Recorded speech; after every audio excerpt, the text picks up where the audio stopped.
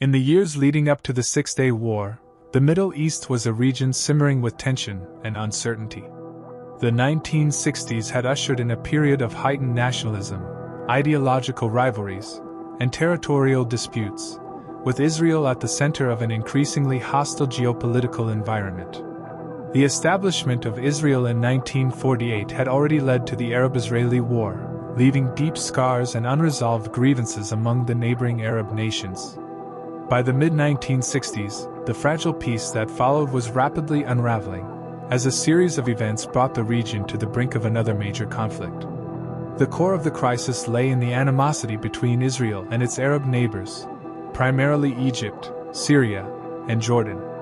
Each nation had its own motivations for confronting Israel, yet they shared a common goal: to reverse the outcome of 1948 and challenge Israel's existence.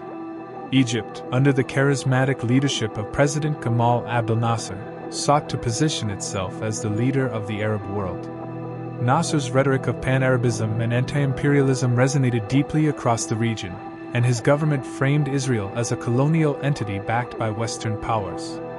The conflict with Israel was thus not only territorial but also ideological, symbolizing a larger struggle against perceived Western domination.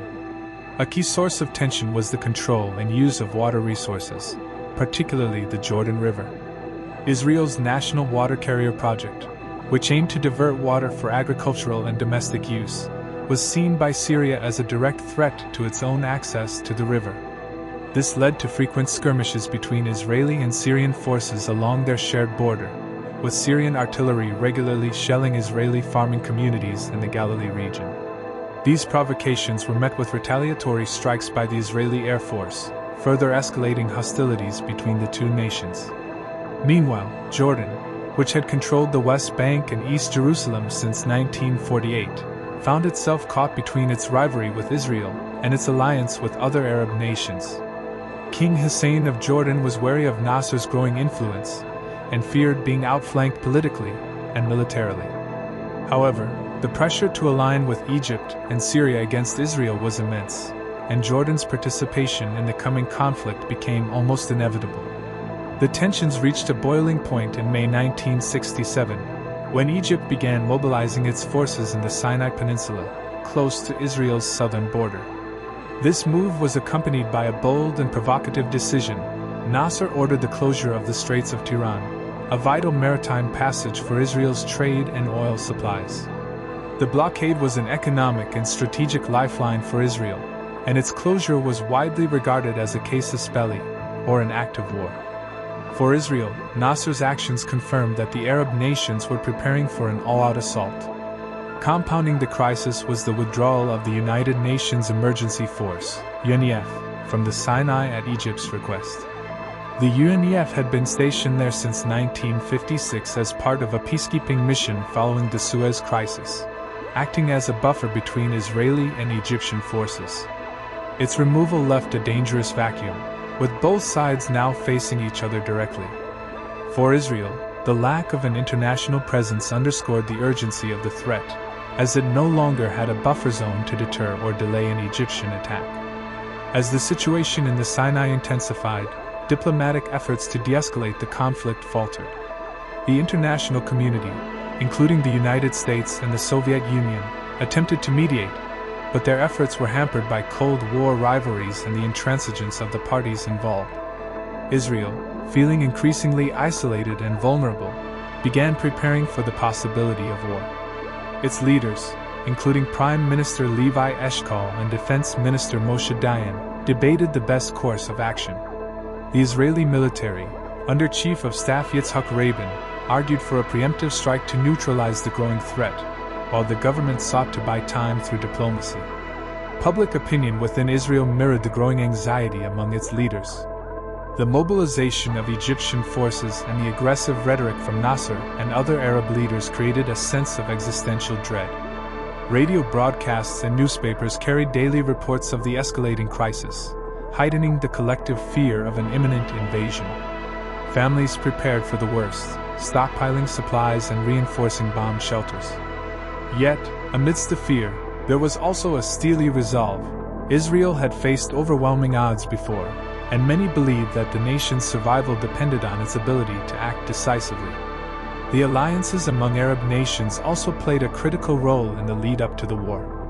On May 30, 1967, King Hussein of Jordan signed a defense pact with Egypt, bringing Jordan into the fold of the Arab coalition. This agreement was soon followed by Iraq, which pledged its support for the impending conflict. The unification of these nations under a single cause, albeit fraught with internal rivalries and competing interests, presented a formidable challenge for Israel. For the Arab leaders, the stakes were high. A decisive victory against Israel would not only restore lost territories but also affirm their dominance in the region. As the countdown to war continued, the world watched with bated breath. The Middle East, already a flashpoint in the Cold War, seemed poised to erupt into a conflict that could draw in global powers and destabilize the region further. For Israel, the choice was stark: to wait and risk being overwhelmed by a coordinated Arab attack, or to strike first and seize the initiative. The decision they made would not only determine the outcome of the Six-Day War but also shape the trajectory of the Middle East for decades to come. Israel's leaders faced an excruciating dilemma as the tensions of late May 1967 reached a fever pitch. On one hand, they knew the risks of waiting for an Arab assault, with Egyptian, Syrian, and Jordanian forces massing on multiple fronts. A delay could allow the Arab coalition to strike first, potentially overwhelming Israel's defenses. On the other hand, launching a preemptive strike carried political and diplomatic risks, potentially isolating Israel on the international stage. The memory of the Suez Crisis of 1956, when Israel faced significant backlash despite its military success, loomed large in their calculations. Ultimately, the decision to act preemptively became unavoidable. The Israeli Defense Forces (IDF) had spent years preparing for such a scenario, conducting rigorous training and developing contingency plans for a multi-front war. Intelligence reports indicated that the Arab nations were gearing up for an imminent attack, and time was of the essence. On the morning of June 5, 1967, Israel launched Operation Focus, MOKT, a bold and meticulously planned airstrike aimed at crippling the air forces of Egypt, Syria, and Jordan in one swift blow. Operation Focus was a masterpiece of military strategy and execution. In the early hours of the operation, nearly the entire Israeli Air Force took to the skies, flying low to avoid radar detection and splitting into coordinated attack waves. Their primary targets were enemy airfields, where most Arab aircraft were stationed. In a carefully synchronized assault, Israeli jets destroyed runways, rendering them unusable, and then targeted parked aircraft with pinpoint precision.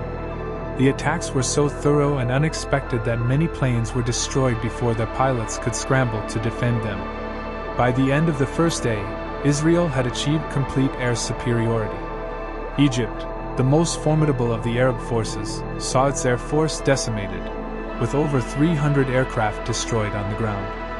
Syria and Jordan suffered similar losses, with their air capabilities effectively neutralized. This staggering success gave Israel a decisive advantage, allowing its ground forces to operate without fear of airstrikes and severely undermining the Arab coalition's ability to coordinate a counteroffensive. The Israeli Air Force's achievements were not solely a result of superior equipment or technology, but also of the extensive preparation and adaptability of its pilots and strategists. Many of the pilots had trained abroad, particularly in France, and brought cutting-edge techniques and tactics to the operation.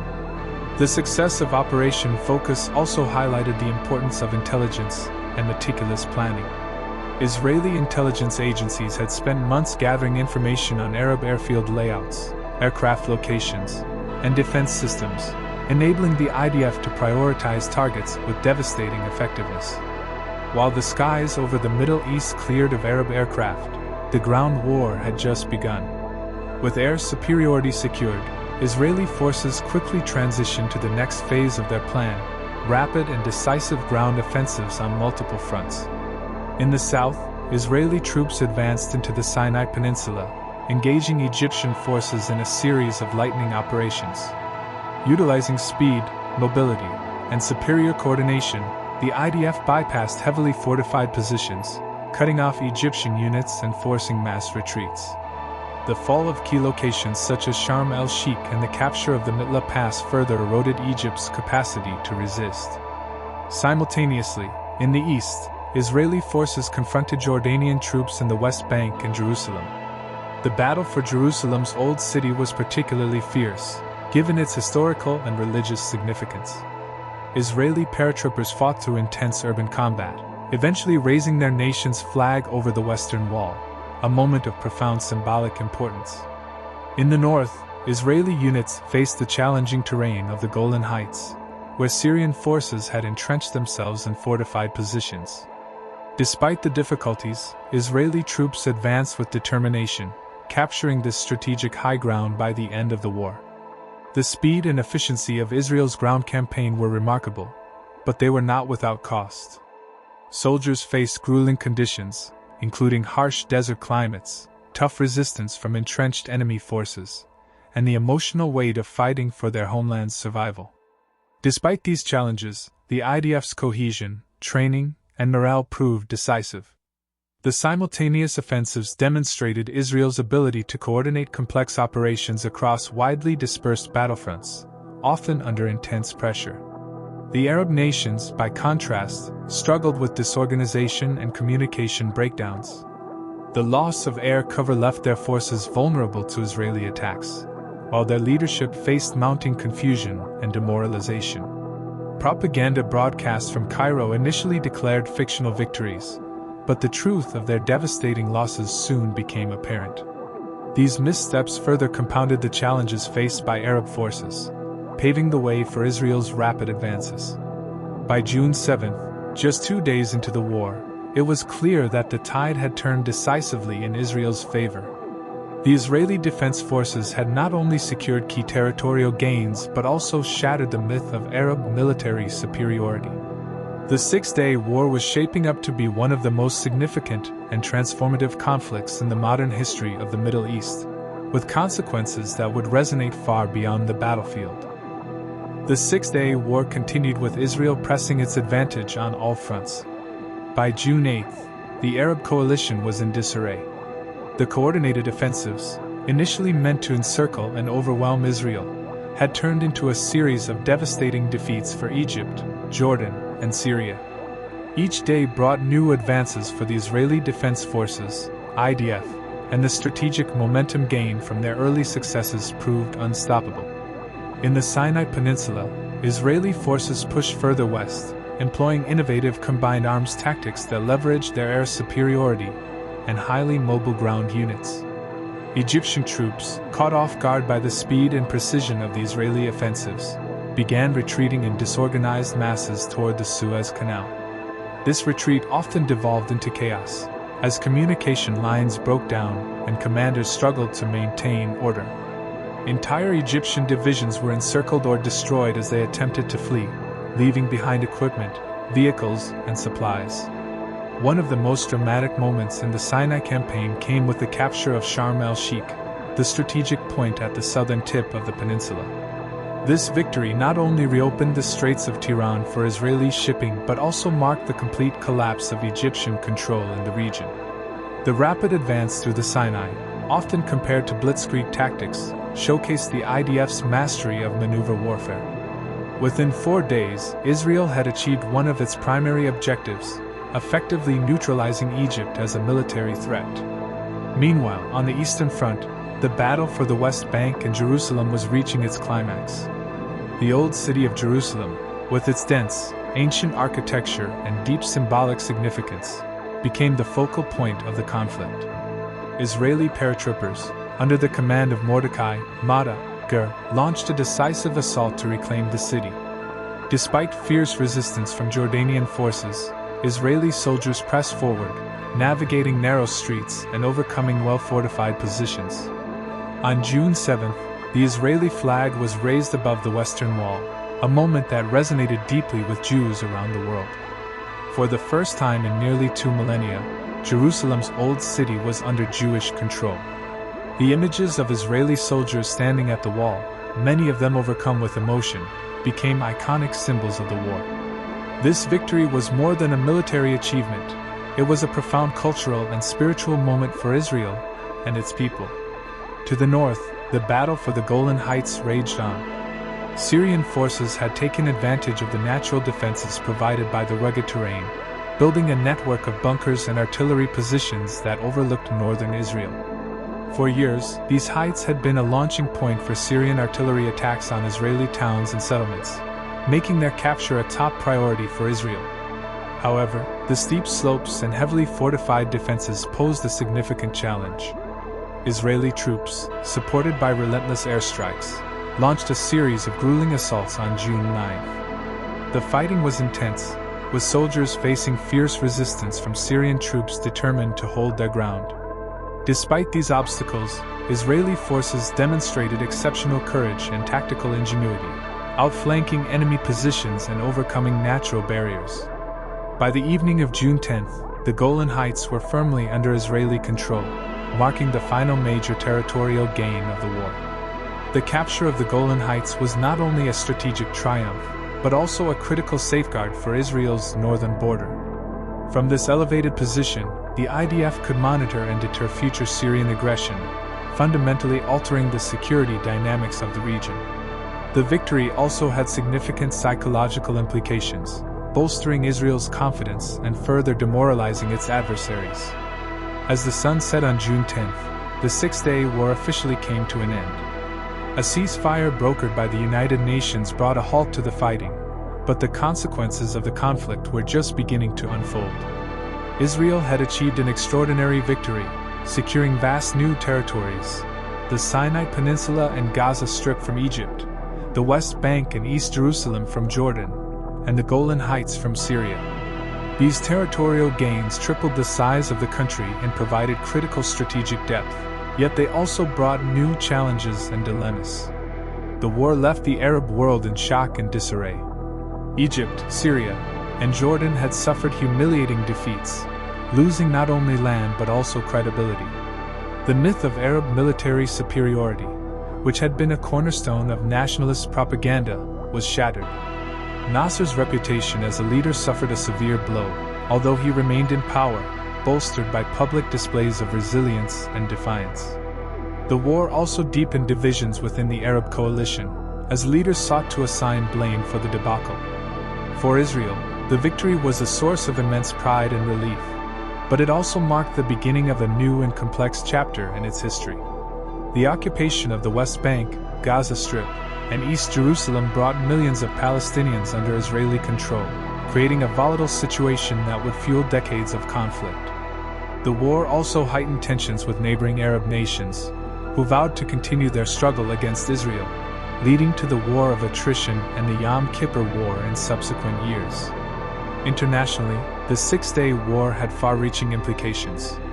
The United States, which had remained relatively neutral during the conflict, began to strengthen its alliance with Israel, recognizing the country as a critical strategic partner in the Middle East. The Soviet Union, on the other hand, doubled down on its support for the Arab states, providing arms and aid in the aftermath of their defeat. This alignment further entrenched the Middle East as a key battleground in the Cold War. The Six-Day War was a turning point in modern history, reshaping the geopolitical landscape of the Middle East and cementing Israel's position as a regional power. Its consequences, both positive and negative, continue to influence the region to this day, making it a pivotal event whose legacy endures. The aftermath of the Six-Day War ushered in a period of profound transformation for the Middle East, reshaping the region's political, social, and military landscape in ways that still reverberate today. Israel's stunning victory over Egypt, Syria, and Jordan was not just a military triumph, but also a defining moment that altered the course of history for all parties involved. For Israel, the territorial gains from the war represented a dramatic shift in its strategic position. The capture of the Sinai Peninsula, Gaza Strip, West Bank, East Jerusalem, and Golan Heights tripled the size of the country, providing much-needed strategic depth and securing its borders from immediate threats. The Sinai acted as a buffer against Egypt, while the Golan Heights gave Israel control over a critical vantage point overlooking its northern settlements. The reunification of Jerusalem, particularly the Old City, held profound historical and spiritual significance for Jews worldwide. The Western Wall, long inaccessible to Jews under Jordanian control, became a unifying symbol of national pride and religious identity. However, these territorial gains came with significant challenges. The occupation of the West Bank and Gaza Strip brought millions of Palestinians under Israeli control, introducing a new and volatile dynamic to the Arab-Israeli conflict. These areas, previously administered by Jordan and Egypt, became focal points of Palestinian resistance and the broader struggle for statehood. The war also displaced hundreds of thousands of Palestinians, adding to the already dire refugee crisis that had begun in 1948. This displacement fueled anger and resentment, both within Palestinian communities and across the Arab world, sowing the seeds of future uprisings and conflicts. The Arab nations, reeling from their devastating losses, faced internal and external crises. The psychological impact of the defeat was immense, shattering the confidence of governments and citizens alike. For Egypt, Syria, and Jordan, the war exposed deep flaws in their military planning and coordination, as well as the fragility of their alliances. The defeat also undermined the credibility of Arab leaders, particularly Gamal Abdel Nasser of Egypt, whose rhetoric of pan-Arab unity and resistance to Israel had been a cornerstone of his popularity. Although Nasser offered to resign in the wake of the war, mass demonstrations in his support persuaded him to remain in power, albeit with diminished influence. The Arab world's response to the defeat was encapsulated in the Khartoum Resolution of September 1967, where Arab leaders famously declared the three no's: no peace with Israel, no recognition of Israel, and no negotiations with Israel. This uncompromising stance further entrenched the conflict, making the prospect of a diplomatic resolution more distant. At the same time, the war galvanized Arab nationalism and the Palestinian cause, leading to the rise of groups such as the Palestine Liberation Organization, PLO, which adopted increasingly militant tactics in its struggle against Israel. Internationally, the Six-Day War had profound implications for the global balance of power. The United States and the Soviet Union, already deeply engaged in the Cold War, intensified their involvement in the Middle East. The United States, impressed by Israel's military capabilities and strategic value, strengthened its alliance with the country, providing economic and military aid that would deepen in the coming decades. The Soviet Union, eager to counterbalance U.S. influence, redoubled its support for Arab nations, supplying arms and training to rebuild their militaries. This superpower rivalry transformed the Middle East into a critical theater of the Cold War, with both sides vying for influence through their regional allies. The war also had a significant impact on global public opinion. For many, Israel's victory was seen as a heroic triumph against overwhelming odds, solidifying its image as a resilient and capable nation. However, as the realities of the occupation set in, international perceptions began to shift. The plight of the Palestinians, who found themselves living under Israeli military rule or in refugee camps, became a focal point for human rights advocates and a rallying cry for Arab and Muslim solidarity. This dual narrative, of Israel as both a survivor and an occupier, continues to shape debates about the conflict to this day. In Israel, the war's aftermath brought both euphoria and introspection. The sense of national pride and security was tempered by the realization that the occupation of the newly acquired territories presented complex moral, political, and security challenges. Debates about the future of these territories began almost immediately. Some saw the land as a bargaining chip for future peace agreements, while others viewed it as an integral part of the Jewish homeland, to be retained at all costs. These divisions laid the groundwork for internal political debates that persist in Israeli society. The Six-Day War also had profound implications for the Israeli-Palestinian conflict. For Palestinians, the war was a catastrophic setback, marking the loss of any remaining hope for statehood under Arab leadership. The failure of Arab armies to protect Palestinian territories prompted many Palestinians to take matters into their own hands, leading to the rise of nationalist and militant movements.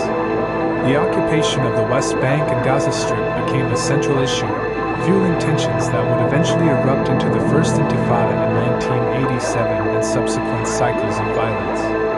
Despite the challenges, the Six-Day War marked a turning point in Israel's relationship with its neighbors. Over the following decades, some of the territorial disputes were resolved through diplomacy. The 1979 Camp David Accords led to Israel's withdrawal from the Sinai Peninsula in exchange for peace with Egypt, marking the first formal recognition of Israel by an Arab state. However, other disputes, particularly those involving the West Bank, Gaza Strip, and East Jerusalem, remain unresolved, continuing to fuel one of the world's most intractable conflicts. In retrospect, the Six-Day War was a transformative event that reshaped the Middle East in ways that few could have anticipated. It was a war of survival for Israel, a war of humiliation for the Arab states, and a war that redefined the contours of the Arab-Israeli conflict. Its legacy is a complex tapestry of triumph and tragedy, with far-reaching consequences that continue to influence the region's politics, security, and identity. As the decades pass, the Six-Day War remains a stark reminder of the power of swift and decisive action in the face of existential threats, as well as the enduring challenges of achieving peace in a land scarred by conflict.